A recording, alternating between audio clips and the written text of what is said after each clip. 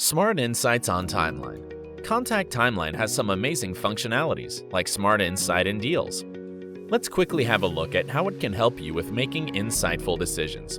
With Smart Insight, you can have a quick look at the means of the last communication channel by which you or your teammate communicated with the client. It helps you to identify the communication gaps so that you don't miss a valuable opportunity.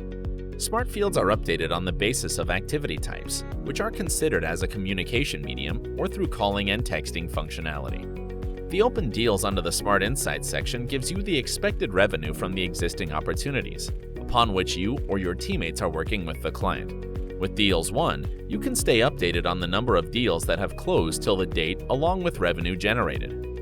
Activities give you insightful information against the number of follow-ups or tasks performed for the particular customer.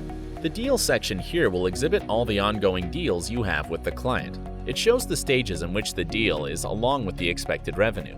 The color vertical lines show the status of the deal, like won, lost, or rotten. You can easily update the stages of the deal without juggling between the screen.